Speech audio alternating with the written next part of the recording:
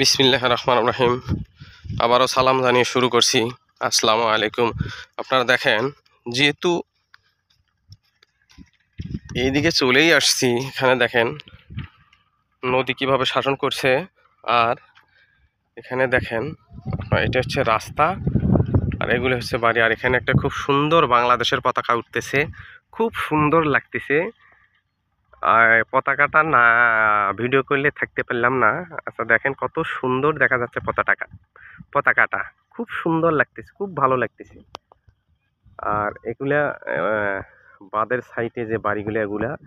আর এটা হচ্ছে যে ব্রিজের অংশ থেকে যে উপরে যে বেড়িবাঁধ দেওয়া হয়েছে, এটা হচ্ছে সেই বেড়িবাঁধ।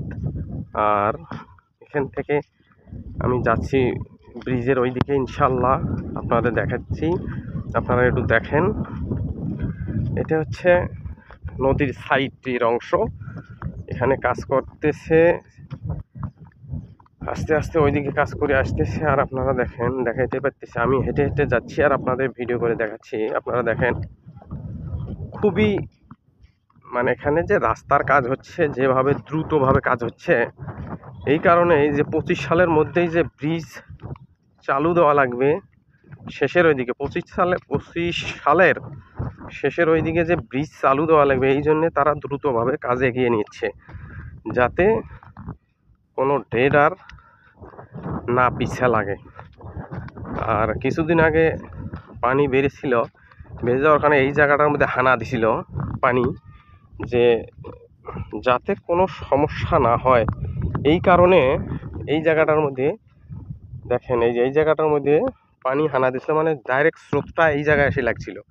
তো এই জায়গায় এসে লাগার কারণে আপনারা দেখেন কতগুলা ব্লক আনি এখানে রাখছে, মানে যাতে কোনো সমস্যা না হয় এই রাস্তার, যাতে কোনো ভেঙে যেতে না পারে। এই কারণে এগুলো আনছে, মানে এগুলা ওখানে ফালাইবে, আর মনে করেন যে যেখানেই ভাঙবে সেখানেই ফালাইবে আর কি। আর এখানে দেখেন এই যে কাজের যন্ত্রপাতিগুলো দেখা যাচ্ছে।